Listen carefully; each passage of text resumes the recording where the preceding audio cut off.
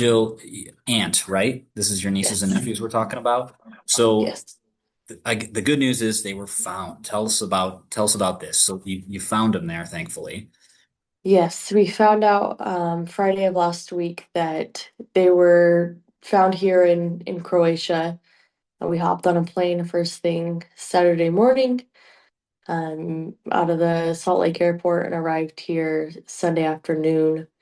So this is technically our ninth day here in Croatia, and we've been able to see the kids for 2 hours every day.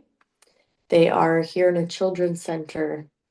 Um, they were put in the children's center when their mom Elleshia was arrested, I believe Thursday of last week.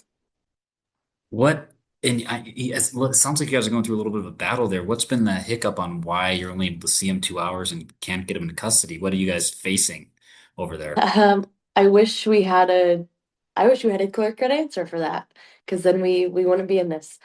Um, it's a lot of back and forth between us, the US Embassy kind of being a liaison with us and the Croatian government.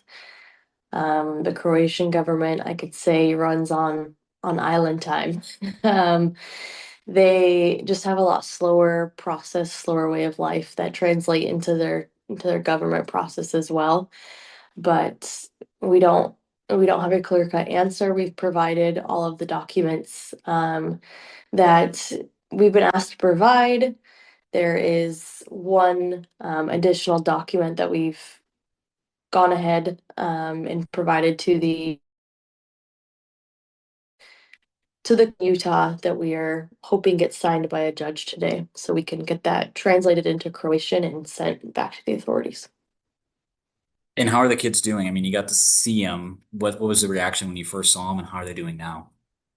Yeah, they were so excited to see us, and that was mutual. I'll never forget that moment. We were all sorts of emotional in so many different ways. The kids were ecstatic to see their dad, of course, and to see all of us. That was really, really nice.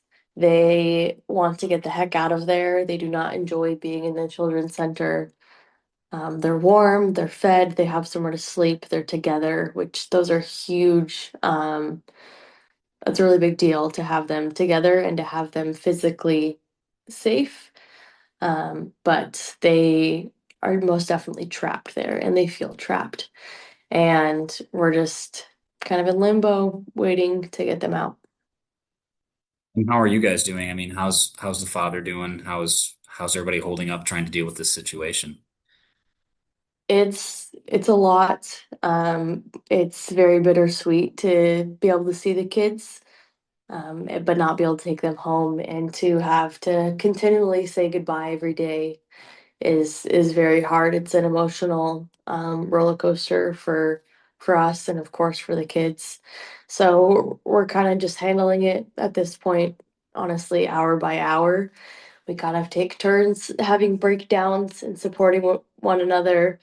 It's just so surreal, and this is something that you think like, oh, I've watched a documentary about something like this, right? And it's so wild, um, thinking that this is real life and this is really happening to us, and these are our kids, and we can't get custody of them.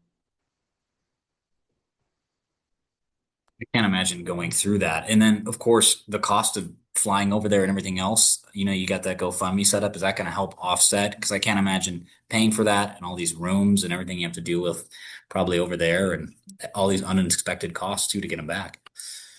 Yeah, absolutely. So not only, I mean, we learned that the kids were found and we were on a plane less than 12 hours later. So you can imagine booking that flight with that short notice, going to Croatia isn't cheap.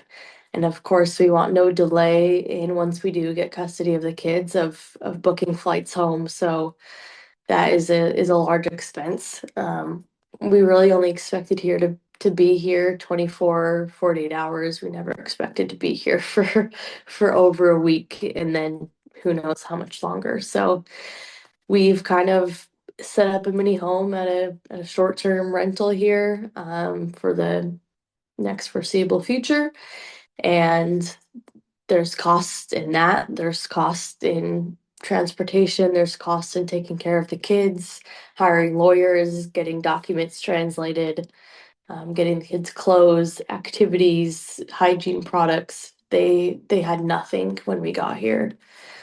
So all of the essentials, it just adds up. Is the other father there too? I know there because three of them are with you guys, and then the other one is the other. Is he there too with you guys, or is he still back here in He's Utah? not here. Yeah, he's still back in Utah. That's kind of the role. I guess one of the many roles that I'm playing in this is I want to afford Kenny as much time as he can with it with his kids personally, and with how young Jacob is, he's only 3, so of course he's going to take, rightfully so, quite a bit of attention, especially in this situation. So when we are with the kids, I'm kind of trying to be there for Jacob so that Kenny can attend to his 3 kids, and then, of course, for the journey home as well. Is there anything else? Is there anything I didn't ask that you'd like to add, or any way people can help? Um, I would love sharing our GoFundMe. It's covering expenses while we're here. It's covering expenses to get home. It's covering Spencer's expenses for lawyer fees. And once we get home, we have so much undoing and therapy and so many resources that we're going to need when we get home to get these kids back to any sort of normalcy. Um, and of course, our focus and our time and all of our resources will always go directly to the kids first. But to be honest, this is something that's affecting my brother Kendall as well. So something that time and resources are definitely going to need to go into some therapy for him as well. Well, thank you so much for talking to us, Jill. I'm going to Yeah. pause.